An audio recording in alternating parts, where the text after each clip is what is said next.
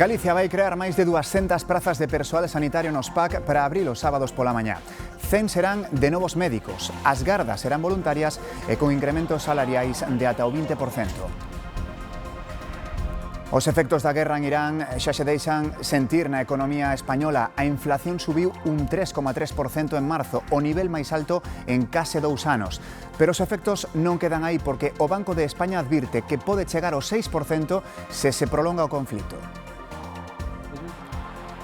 E cando estamos próximos a que se cumpra un ano da morte do Papa Francisco, neste telexornal imos lembrar a súa figura. Carismático e transformador, instou a Igrexa a ser misioneira. Os seus 12 anos de pontificado deixaron momentos para a historia.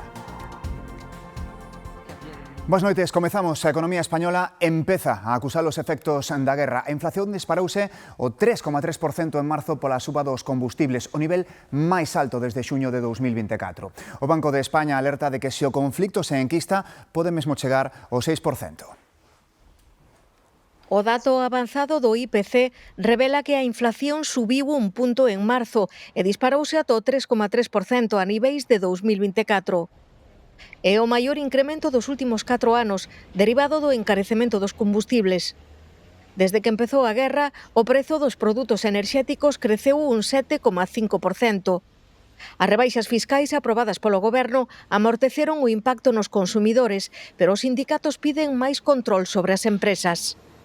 Se evidencia que las empresas no repercuten estas ayudas plenamente en los precios. La previsión del Gobierno es que a partir de las ayudas fiscales del pasado domingo, la gasolina debería bajar 29 céntimos y el diésel 23. En cambio, en esta semana, la gasolina solo ha bajado 23 céntimos y el diésel 18. Máis alá dos combustibles, o resto de prezos mantéñense no 2,9%, exactamente igual que en febreiro. Pero o Banco de España alerta de que se a situación bélica se alonga, subirán tamén os alimentos e os custos de produción, polo que calcula que a taxa de inflación xeral pode escalar ata o 5,9%. De momento, o Banco de España elevou unha décima ata o 2,3% a súa previsión de crecemento para este ano, pero cun escenario moi aberto. No campo, os beneficios dos agricultores diminúen. Os sindicatos agrarios protestaban deste xeito en Teixeiro.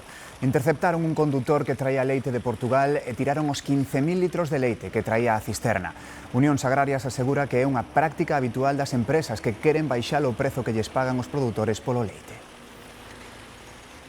Bruxelas alerta dun posible golpe económico para Europa pola guerra en Irán. A Comisión Europea ve un risco claro de estanflación. Menos crecemento e máis inflación, María. Si, é o escenario que máis preocupa agora en Bruxelas, unha economía que medra menos mentres os prezos seguen subindo. A guerra está a disparar a enerxía e iso podería frear o crecemento da Unión ata en 6 décimas nos próximos anos. Ao mesmo tempo, a inflación podería aumentar ata un punto máis do previsto. A Comisión Europea insiste en que todo dependerá da evolución do conflito, por iso pide medidas temporais e coordinadas para conter o seu impacto que xa encarece tanto os custos de produción das empresas como as facturas dos fogares. Israel e os Estados Unidos atacaron este venres unha instalación nuclear iraniana. O complexo no centro do país dedicábase ao procesamento de dúas das substancias clave para o enriquecemento de uranio. Segundo as primeiras informacións, os bombardeos non deixaron vítimas nin se detectaron fugas radiativas. É a terceira vez nos 28 días de guerra que os ataques teñen por obxectivo instalacións nucleares en Irán ou en Israel. O encargado da carteira de Economía, Carlos Cuerpo, e novo ministro de Facenda, Arcadi España, prometeron esta mañá o cargo ante o rei. Cuerpo é o primeiro home que se vai encargar da vicepresidencia primeira do goberno. España asume o modelo de financiamento que pactou o goberno cos independentistas cataláns. Montero pasa o testemuño, deixa o goberno para competir en Andalucía. Con Carlos, con Arcadi, el testigo volará. Carlos Cuerpo, un técnico sen carné do PSOE que escalou ata chegar a número 2 do goberno, como lle dixo súa nai. Ai, hijo, todavía non me lo creo. Acordouse no acto de onde ven do legado de seu avó. De la mina a la vicepresidencia. E para este novo cargo, Sánchez pediulle isto. Lo que él me ha dicho es que siga siendo yo mismo. Así de sencillo. Outro economista, Arcadi España, este con máis percorrido político no PSOE, recolleu de Montero a carteira de Facenda. Que pesaba bastante. Luego veremos lo que hay dentro. Dentro están os deberes pendentes, a reforma do financiamento autonómico e os presupostos xerais. Ay. Suspira imitando a Montero, pero ela ten toda a confianza nas súas capacidades. La capacidad de decir que no cuando llega el momento. De entrada no, lo veremos con cariño. Os nomeamentos non convencen o socio da coalición, os desencontros entre Yolanda Díaz e Carlos Cuerpo son notorios. Es que es casi ser de mala persona. Podemos cree que Sánchez desaproveitou a oportunidade de sacar a Marlaska e Robles do goberno. Dos personas que son claramente de derechas. E pro PP máis do mesmo. Ha hecho cambios estéticos, pero él sigue. Os populares xa solicitaron a comparecencia de Cuerpo e España no Senado. Sobre ese modelo de financiamento quere falar Galicia. A Xunta urxe o novo ministro de Facenda a que se sente a negociar un novo sistema con todas as comunidades. Todas as decisións importantes que tomou no que atinxe as finanzas autonómicas galegas foron moi perxudiciais para a nosa comunidade autónoma. Esperamos que pense máis en todas as comunidades autónomas e non son os socios de goberno.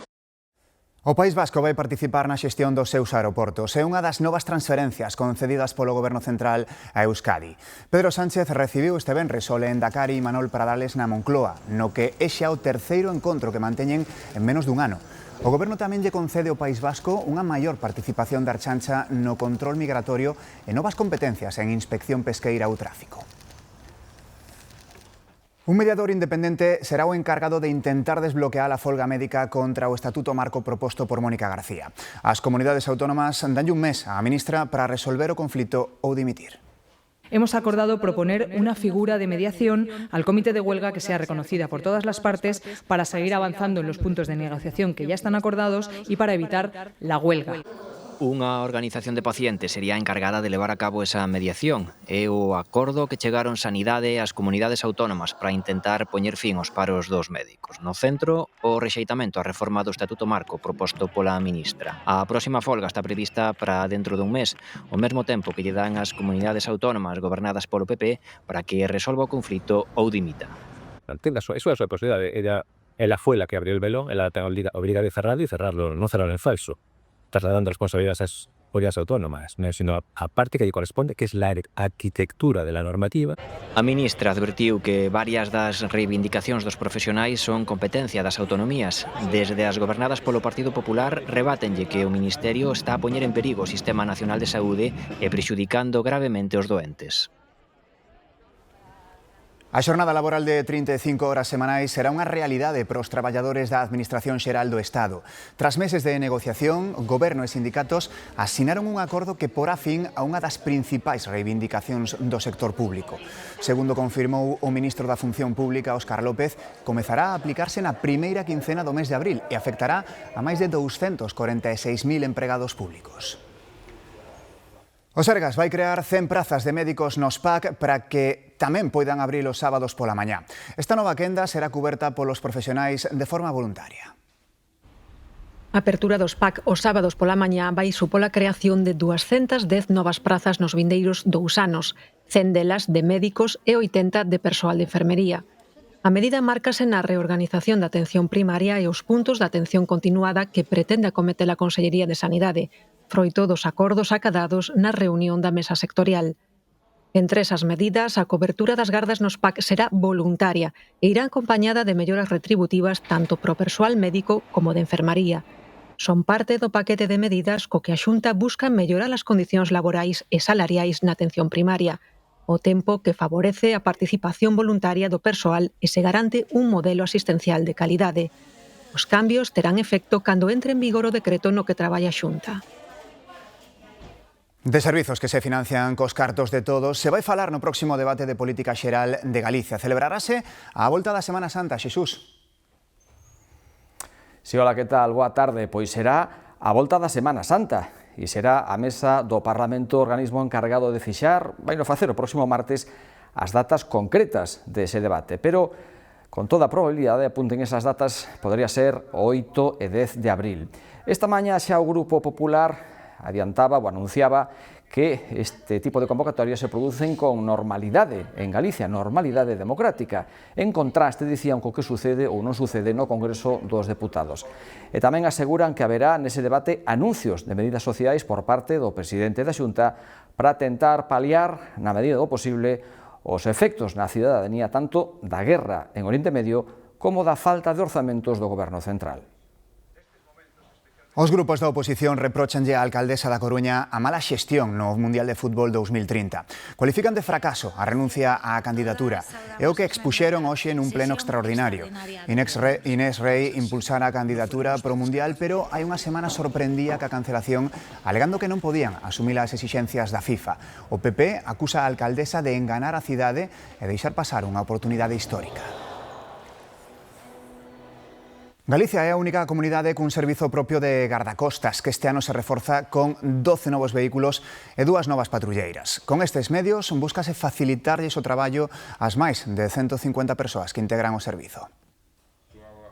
Dende a súa creación hai 30 anos, o Servizo de Gardacostas ten rescatado máis de 2.000 persoas, aínda que a súa actividade principal segue a ser a loita contra o furtivismo. O traballo fundamental é a protección de recursos, tanto pesqueiros, marisqueiros como de acuicultura de Galicia, e despois agora ten tamén outras funcións que son de salvamento marítimo e loita contra a contaminación mariña. Para vixiar a costa dende a terra súmanse 12 todoterreos como estes que axudarán a remolcar embarcacións, transportar material anticontaminación e patrullar o litoral. Frente ás actuacións que ao final esquilman os nosos recursos e van en perxuicio xeral, para iso é necesario tamén estar aí nese labor permanente.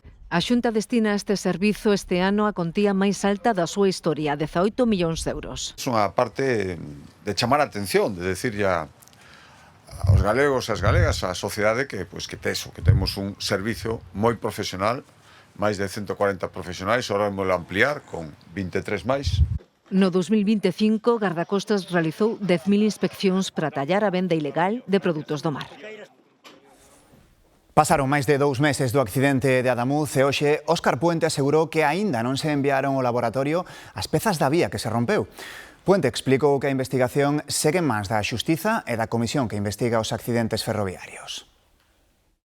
Lo que sí es cierto es que no puedo aportar grandes novedades en la medida en que lo fundamental, que es el análisis de laboratorio de las piezas que fueron incautadas en el lugar de los hechos, todavía no se ha producido, ni siquiera se han mandado al laboratorio las piezas, ¿no? Declaran culpable de asasinato o acusado pola morte dun mozo hai 7 anos en Salceda de Caselas. O xurado considera probado que acoitelou a súa vítima tras unha discusión nun pub da vila. Enfróntase a unha pena de entre 15 e 25 anos de cadea. Considerado culpable de un delito de asesinato con alevosía. É o momento en que o intérprete albanés traduce para Florian Rama a decisión unánime do xurado popular. 9 homes e mulleres que consideran probado que a madrugada do 8 de xuño de 2019 lle asestou 3 coiteladas, unha delas mortal, a Sufian Magra, un marroquí de 24 anos ás portas deste pub de Salceda de Caselas. Todo por unha copa derramada e a pesar das desculpas da vítima e de que non se coñecían de nada. A posterior fuga do acusado ao Reino Unido prolongou durante case 7 anos o sufrimento dos pais e dos 3 irmáns de Sufian presentes na sala. Nosotros salimos súper contentos con el resultado que nos han dado los miembros del tribunal. Y ahora por fin podemos cerrar un capítulo y seguir adelante con nuestra vida. Y le damos muchas gracias. Y viva la justicia española. O xurado desestimou a agravante de asañamento que pedía a acusación particular. Agora haberá que esperar a que a magistrada Belén Rubido dite sentenza. A defensa de Florian Rama pide que quede en 15 anos de cadea. As acusacións e a Fiscalía esperan o máximo de 25. E hoxe falamos dun dos maiores golpes económicos ao narcotráfico en Galicia. Axentes da Policía Nacional localizaron €500.000 relacionados con narcotráfico nun piso de Vigo. Hai polo menos 3 detidos en Galicia nesta operación antidroga a nivel nacional, liderada por un xulgado de Ceuta. Máis detalles con Xoel Rodríguez.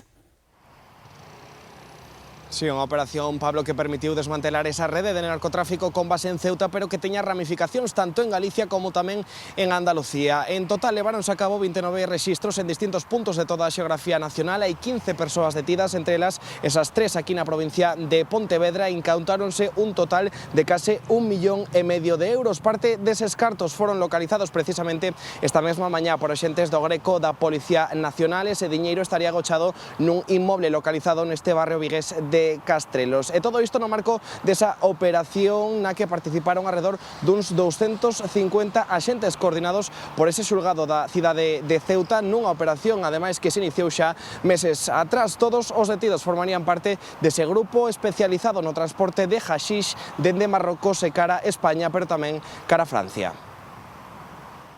Grazas, Xoel. A Garda Civil detivo un home en Porto do Son por acoitelar presuntamente o seu irmán tras unha forte discusión. O ferido foi trasladado ao Hospital Clínico de Santiago con pronóstico reservado. Ocorreu nesta casa da aldea do Curro, na parroquia sonense de Xuño. Os dous irmáns que residen na mesma vivenda discutiron e o máis novo de 68 anos acoitelou o outro de 70. Cunha ferida no abdome foi quen de chamar outra irmá, que mobilizou o 112, a Policía Local e a Garda Civil. O ferido trasladárono ao Hospital Comarcal do Barbanza e despois a Santiago, onde tiveron que operalo e está con pronóstico reservado. A Garda Civil detivo o presunto agresor e trasladouno ás súas dependencias de Noia. Axentes de criminalística inspeccionaron a vivenda para intentar reconstruir os feitos e levaron consigo o coitelo utilizado na agresión. E vexen que imaxes, un home apuntoulles cunha pistola a dous empregados dun taller de Ribeira e ameazou con matar o propietario. O suceso quedou grabado polas cámaras de seguridade da instalación. Vese un home apuntando ca arma e despois vais acompañado dunha muller. Foi o martes pola tarde e parece que se trata dunha persoa coñecida na zona de Ribeira como delincuente habitual. A policía detivo, pero a xuíza deixouno en liberdade cunha orde de afastamento. Un xabaril paseou onte á noite polo centro de Lugo cas rúas cheas de xente e sen inmutarse. Non é raro ver xabarís pola periferia, pero dentro das murallas e pola zona de Viños é a primeira vez. Normal que causase perplexidade. Como se fose un cliente habitual, este xabaril paseou pola famosa zona de Viños de Lugo no corazón mesmo da cidade. Aparentemente manso, nin se inmutaba pola presenza da xente pouco antes das 10 da noite. No son tontos, sí, es la hora que mejor se pueden aparecer. Tú tomando un vino y que mires pasar un cerdo, porque es un cerdo silvestre, ¿no? Salvaje, y se levantaron los clientes y fueron a ver. Paseou, pero non entrou a consumir. Non veu tomar viño, non veu, gracias a Dios, que senón a ver que facíamos ca xente que había dentro do local. A policía foi no guiando cara a fora a unha zona máis propia da súa especie. Supónse que entrou pola porta de San Pedro e antes de chegar á Rúa dos Viños visitou case todo o centro. Pasou por esta rúa, pasou pola plaza que hai aí, estuvo de Viños tamén, estuvo por todo o centro, deu un paseo por todo o casco histórico. Non é raro ver xabarís pola periferia de Lugo, pero dentro da muralla non se acorda precedente. 9:18 minutos, conectamos co luar, sei que hoxe con efecto pasillo, entre outras actuacións. Hola Galloso, que tal, compañeiros? Que tal, Pablo? Que con bo café, sí, efectivamente, con efecto pasillo. Un saúdo para Canarias, que queremos moito. Depois falamos con eles dunha noite na que nos vai visitar Ultrella, Alana, Orquestra Novo Grupo, Novo Tango. E non te esquezas dos recanteiros, que esta noite en recantos máxima tensión. Perfecto, gran café, efecto pasillo. Está bueno. A pesca de río é unha actividade con moita afección. Ves estes días que acaba de empezar en ríos de toda a xeografía galega. A parte de coñecer unhas nocións básicas, iniciarse na pesca require tamén equipamento. Por uns 100 euros podemos facernos co imprescindible.